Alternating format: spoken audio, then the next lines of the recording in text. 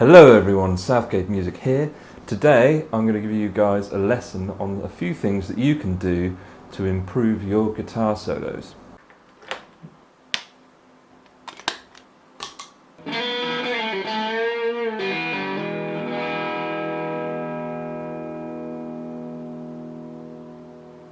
So you've learnt all the different boxes of the pentatonic scale, all up and down the neck. You can transpose it into different keys, but your solos are still lacking something. Now this video is for you guys. I'm going to give you a few handy tips on simple things that you can do to improve your guitar solos. So a lot of us, when we learn the pentatonic scale, we divide it up into what we call boxes, whereby we divide up the neck into little segments that we can memorize and then piece together into the whole scale. So for example, in the E minor pentatonic scale, the first position goes like this. And then the second position goes like this. And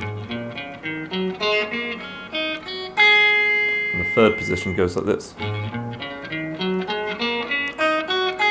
And so on up the neck. So although it is an excellent way of memorizing the notes, the problem with learning like this is that we can become stuck in those boxes when we're playing our guitar solos. So I wouldn't necessarily recommend any particular exercises to get around this problem. Simply just play the scale and remember that you want to be moving between the different boxes rather than sticking in one or two different boxes. So you want to be trying something like this.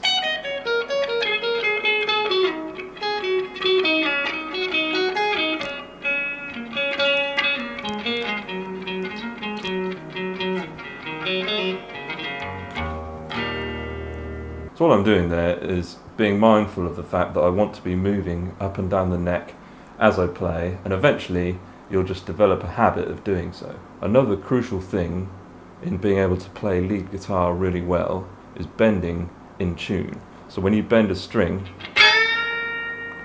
being able to make sure that the note that you bend it to is in the key of the song that you're playing in.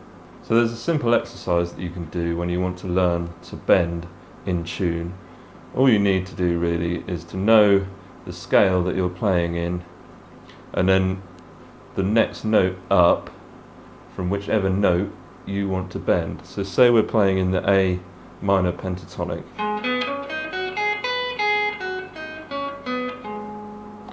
and you want to bend this note here. Well, we know that the next note in the scale is here. So all you've got to do is bend this note so it's the same pitch as that one.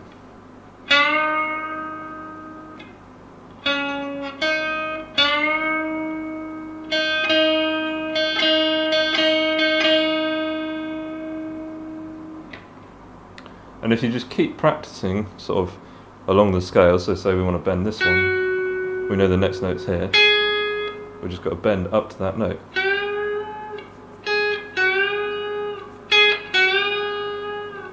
So yeah, essentially the exercise is going through the scale that you want to play in.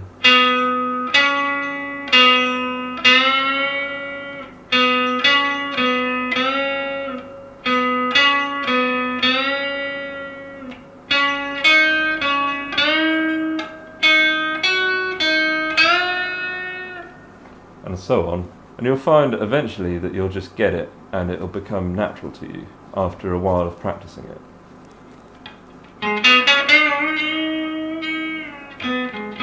And it'll make a big difference to your playing. So as well as being able to bend in tune, another thing which can add flavour to your playing is vibrato. And essentially what you do is you play the note and you wobble your wrist to give that note slight fluctuations. So rather than just letting it ring out like, which in a sense is fine, it just adds a slight bit of flavour if you want to add a bit of vibrato on it. Makes it less static.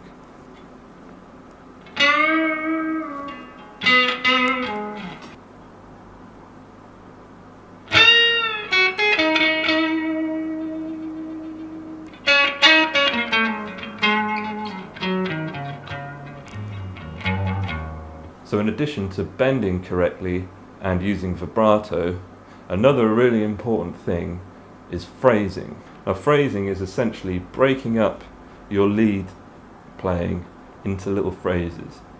So rather than continuously playing all up and down the neck in whatever key, you're just thinking more like a vocalist, so that you would sing phrases with your guitar, as it were. So rather than going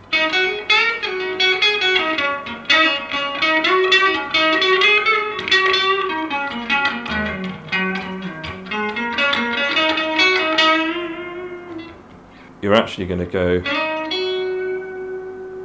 leave pauses in between the little things that you play.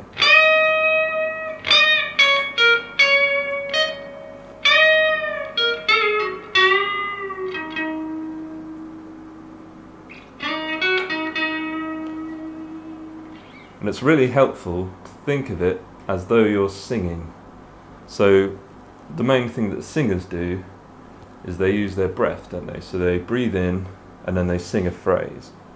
Breathe in again and sing the next phrase.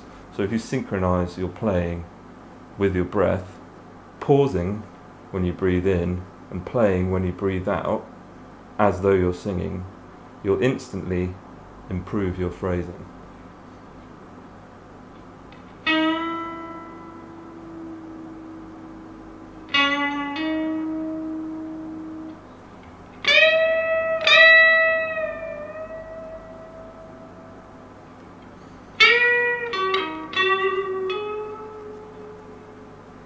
So when you leave space around your phrases, it emphasises them and thus draws the listener in to what you're playing, rather than just constantly bombarding them with notes. So another thing to think about in terms of phrasing is to have call and response motifs. So for example, if I was to play, my next phrase ought to sit nicely with that and be a nice counterpart, for example.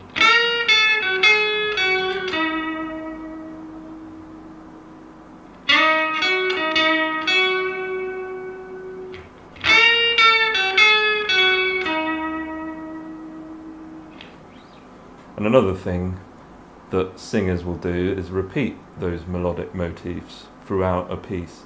So if I use the first part of that last example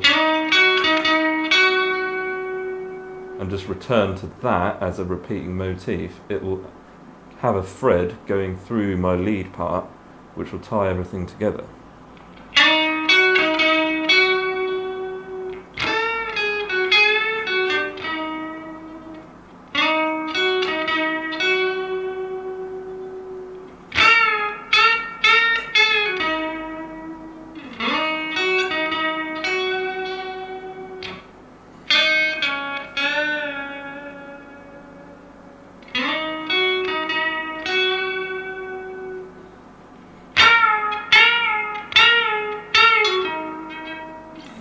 So it doesn't really matter which phrase or motif that you repeat, just find something that you like, that appeals to you, and just keep returning to that throughout your guitar solo, and that will give the listener a thread which will tie everything together, and altogether just make it a more creative piece and a more musical piece of guitar playing.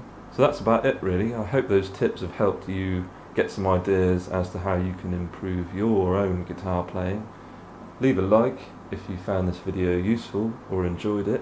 Subscribe to my channel for more guitar lessons and other guitar related videos. Thank you ever so much for watching, and I shall see you again soon. Goodbye.